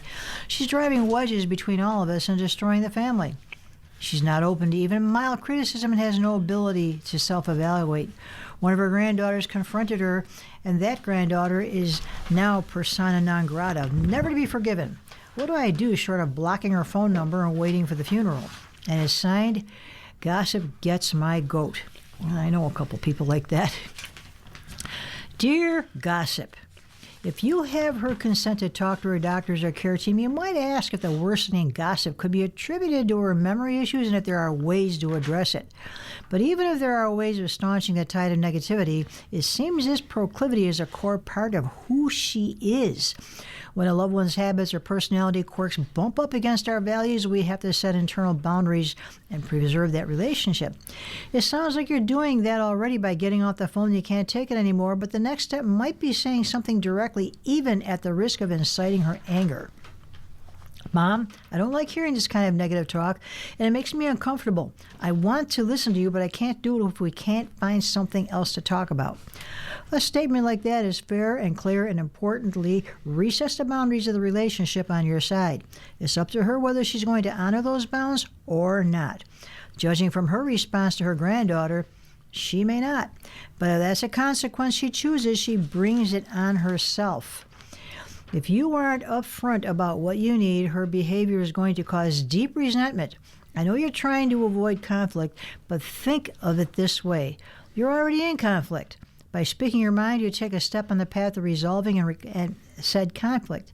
It's up to her to join you. And a final short letter. Dear Eric, I have a friend / neighbor, who moved across the street in January of 2014. We see each other often at my house or hers and go out to dinner about once a month. She's never acknowledged my birthday. I don't expect a gift or dinner or even a card. Just say, happy birthday. This past July marks the 12th one with no greetings. Do you find this odd? By the way, I always remember her birthday, and it's signed, unhappy birthday. And it says, signed, and he says, Dear birthday, I can't help but wonder if she has your birthday written down. It's been going on for so long, maybe she doesn't know when your birthday is, or maybe she's not thoughtful in the way that you're thoughtful. Maybe she's thoughtful in other ways. There's no reason to stew over this for 12 years. If it's important to you, it's fine to say, today's my birthday. Would you wish me a happy birthday? See, I hate celebrating my birthday, so I'd rather everybody forgot it. I quit counting birthdays. Yeah, well, what gets me... Everybody's different. I see this, happy belated birthday. No. It's not the birthday that's belated. It's the greeting that's belated. So belated happy birthday would make sense. But happy belated birthday, doesn't make sense. Oh, well. Right. What are you going to do? Well, turning back to the front page, from the Associated Press, Mike Stauby and Allie Swenson report that since Robert F. Kennedy Jr. was sworn in to lead the U.S. Department of Health and Human Services a year ago, he has defended his upending of federal health policy by saying the changes will restore trust in America's public health agencies. Well, but as the longtime leader of the anti-vaccine movement scales back immunization guidance and dismisses scientists and advisors, he's clashed with top medical groups who say he's not following the science. The confrontation is deepening confusion among the public that had already surged during the COVID-19 pandemic.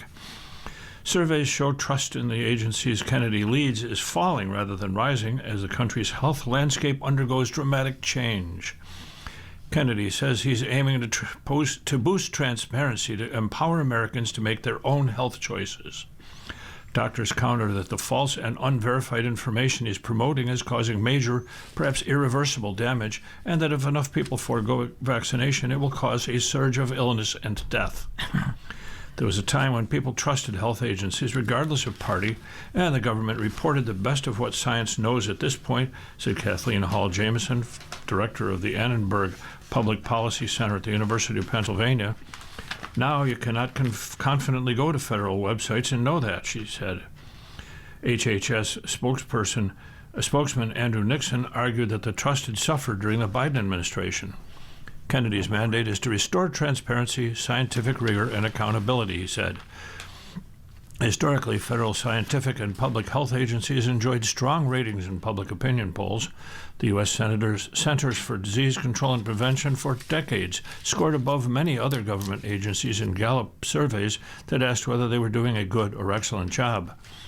2 decades ago, more than 60% of Americans gave the CDC high marks, according to Gallup. But that number fell dramatically at the beginning of the COVID-19 pandemic amid agency mistakes and guidance that some people didn't like. In 2020, the percentage of Americans who believed the CDC was doing at least a good job fell to 40% and then leveled off for the next few years. Alex Ellis, a hairstylist and mom in Madison, Georgia, used to fully trust the CDC and other health agencies, but lost that confidence during the COVID-19 pandemic. She said some of the guidance didn't make sense. At her salon, for example, stylists could work directly on someone's hair, but others in the room had to be several feet away. I'm not saying that we were lied to, but that is like when I was like, okay, why are we doing this, the 35-year-old said. Part of Kennedy's pitch as health secretary has been restoring Americans' trust in public health. We're going to tell them what we know, we're going to tell them what we don't know, and we're going to tell them what we're researching and how we're doing it, Kennedy told senators last September, while explaining how he intended to make the CDC's information reliable. It's the only way to restore trust in the agency, by making it trustworthy. Before entering politics, Kennedy was one of the loudest voices spreading false information about immunizations. Now he's trying to fix a trust problem he helped create, said Dr. Bob Davidson, a Michigan emergency physician. You fed these people false information to create the distrust, and now you're sweeping into power, and you're going to cure the distrust by promoting the same disinformation, said Davidson, who runs a doctor group called the Committee to Protect Healthcare. It's upside down. Kennedy has wielded the power of his office to take multiple steps that diverge from medical consensus. Last May, he announced COVID-19 vaccines were no longer recommended for healthy children, and pregnant women, a move doctors called concerning and confusing. In November, he directed the CDC to abandon its position that vaccines do not cause autism without supplying new evidence. And earlier this year, the CDC, under his leadership, reduced the number of vaccines recommended for every child, a decision medical groups said would undermine protections against a half-dozen diseases. Kennedy has also overhauled his department through canceled grants and mass layoffs. Last summer, Kennedy fired his new CDC chief after less than 1 month over disagreements about vaccine policy. Some have applauded the moves, but surveys suggest many Americans have had the opposite reaction. I have much less trust, said Mark Rasmussen, a 67-year-old retiree walking into a mall in Danbury, Connecticut one recent morning.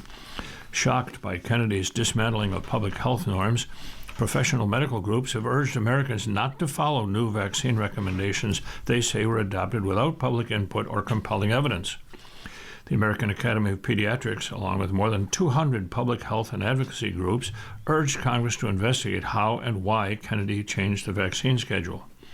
The American Medical Association, working with the University of Minnesota's Vaccine Integrity Project, this week announced a new evidence-based process for reviewing the safety of respiratory virus vaccines, something they say is needed since the government stopped doing that kind of systematic review. Many Democratic-led states have rebuffed Kennedy's policies, even creating their own alliances to counter his vaccine guidance. We see burgeoning confusion about which sources to trust and about which sources are real. That makes decision-making on an individual level much harder, said Dr. Megan Ranney, dean of the Yale School of Public Health. She said she worried that confusion was contributing to the recent rise in diseases like whooping cough and measles, which were once largely eliminated in the U.S. Surveys indicate growing public wavering over support for the measles, mumps, rubella vaccine. Although a large majority of people support giving it to children, the proportion declined significantly in just over 9 months, according to Annenberg Research.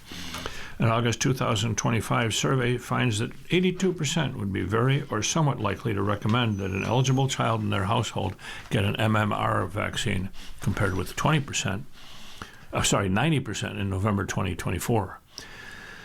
New findings from the healthcare research nonprofit KFF in January show that 47% of Americans trust the CDC a great deal or a fair amount to provide reliable vaccine information, down about 10 percentage points since the beginning of Trump's second term. Trust among Democrats dropped 9 percentage points since September to 55%, the survey found. Trust among Republicans and independents hasn't changed since September, but it has declined somewhat among both groups since the beginning of Trump's term. Even among MAHA supporters, that's Make America Healthy Again, the poll shows fewer than half say they trust agencies like the CDC and FDA a lot or some to make recommendations about childhood vaccine schedules. Gallup surveys also show a drop in Americans who believe the CDC is doing a good job, from 40% in 2024 to 31% last year. Those results came alongside a decline of trust across the government, not just agencies under Kennedy's oversight. Yet concerns about Kennedy's trustworthiness have also emerged in the past year. Documents recently obtained by the Associated Press and The Guardian, for example, undermine his statements that a 2019 trip to Samoa ahead of a measles outbreak had nothing to do with vaccines. The documents have prompted senators to assert that Kennedy lied to them over the visit. HHS officials say they are promoting independent decision-making by families while working to reduce preventable diseases. They say reducing routine vaccine recommendations was meant to ensure parents vaccinate children against the riskiest diseases. HHS did not make Kennedy available for an interview despite repeated requests. But as he has pledged to restore trust, he's also encouraged people to come to their own conclusions. This idea that you should trust the experts, Kennedy said recently on a Katie Miller podcast, a good mother doesn't do that. Good mother doesn't trust the experts. Wow. The measles is back. All that other stuff is coming back. Yeah, that's real good. Well, from Washington News, the EPA revokes scientific findings on greenhouse gases dangers. And this is from Matthew Daly of the Associated Press. The Trump administration on Thursday revoked a scientific finding that has long been the central basis for U.S. action to regulate greenhouse gas emissions and fight climate change, the most aggressive move by the president to roll back climate regulations. The rule finalized by the Environmental Protection Agency rescinds a 2009 government declaration known as the endangerment finding that determined that carbon dioxide and other greenhouse gases endanger public health and welfare. The endangerment finding by the Obama administration is a legal underpinning of nearly all climate regulations under the Clean Air Act for motor vehicles, power plants, and other pollution sources that are heating up the planet. Legal challenges are certain for an action that repeals all greenhouse gas emission standards for cars, for trucks, and could unleash a broader undoing of climate regulations on stationary sources such as power plants, oil and gas facilities, experts said. Overturning the finding will raise more havoc than any other actions by the Trump administration to roll back environmental rules, said Ann Carlson, an environmental law professor at the UCLA School of Law. EPA Administrator Lee Zeldin, who has pivoted the agency toward a business-friendly approach that has repeatedly reversed climate regulations, said repeal of the endangerment finding will be the largest deregulatory action in the history of America. Environmental groups describe the move as the single biggest attack in U.S. history against federal authority to address climate change. Zeldin announced the rule completion on Thursday alongside President Trump. The EPA also said it will propose a 2-year delay to the Biden-era rule restricting greenhouse gas emissions by cars and light trucks. Zeldin, a former Republican congressman who was tapped by Trump to lead the EPA last year, has criticized his predecessors and Democratic administrations, saying that in the name of tackling climate change, they were willing to bankrupt the country. Withdrawing the endangerment finding is the most important step taken by the Trump administration so far to return to energy and economic sanity, said Myron Abel, a conservative activist who has questioned the science behind climate change. The decision will make our economy more productive and benefit consumers most immediately by allowing auto manufacturers to produce the vehicles that people want to buy, he said. The Supreme Court ruled in a 2000 case that planet-warming greenhouse gases caused by burning of oil and other fossil fuels are air pollutants under the Clean Air Act. Since the High Court's decision in a case known as the Massachusetts versus EPA, the courts have uniformly rejected legal challenges to the endangerment finding, including a 2023 decision by the U.S. Court of Appeals for the District of Columbia Circuit. The endangerment finding is widely considered the legal foundation that underpins a series of regulations intended to protect against threats that made increasingly severe by climate change. That includes deadly floods, extreme heat waves, catastrophic wildfires, and other natural disasters around the United States and around the world. Gina McCarthy, a former EPA administrator who served as White House climate advisor in the Biden administration, called the Trump administration acts reckless. This EPA would rather spend its time in court working for the fossil fuel industry than protecting us from pollution and escalating the impacts of climate change, she said. The EPA has clear scientific and legal obligations to regulate greenhouse gases, McCarthy said, adding that evidence backing up the endangerment finding has only grown stronger as the health and environmental hazards of climate change have become impossible to ignore. David Doniger, a climate expert at the Natural Resource Defense Council, said Trump and Zeldin are trying to use repeal of the finding as a kill shot that would allow the administration to make nearly all climate regulations invalid. The repeal could erase current limits on greenhouse gas, pollution from cars, factories, power plants, and other sources, and could prevent future administrations from proposing rules to address global warming. Environmental groups said the plan would keep polluting gas-burning cars and trucks on U.S. roads for years to come, threatening the health of millions of Americans, particularly children and the elderly. Biden-era standards for clean air and trucks are among the most important and effective protections to address climate pollution, advocates said. Well, we're nearing the end of our broadcast day here, and it's time to get some amusement from the comic section. In Zits, Jeremy's saying to the store owner, "I need a card for my girlfriend." Okay. It should say, "I hope this card is less disappointing than the one I got you last year." Oh, dear. Indeed. And he says, check in the "from clueless guy" section. Jeremy says, "I did. You're sold out." And in Family Circus, the mom is reading the cereal boxes, probably looking at how nutritious the stuff is. Billy says, "Is there a different story on every package?" Well, you've been listening to a reading of articles and features from the Buffalo News for today, Friday, February 13th. We read the Buffalo News live weekday and Sunday mornings at 9 a.m. and rebroadcast at 4 p.m. For more information, call 716-821-5555. Your readers today have been J.J. Patek and Don Williams. Thank you for listening. And the sun is shining. Yeah, the sun is shining, and it's Friday the 13th. We'll have another one 4 weeks from today. Yep. Radio Reading mails out a large print program schedule to our listeners every other month. If you have not received a Niagara Frontier Radio Reading Service large print program schedule in the mail, please call us at 716-821-5555. We will make sure that you receive one every other month. A Braille version of the schedule is also available upon request. Our number again is 716-821-5555. If you or people you know shop at any of the Dash's supermarkets, please save Dash's register tapes for radio reading.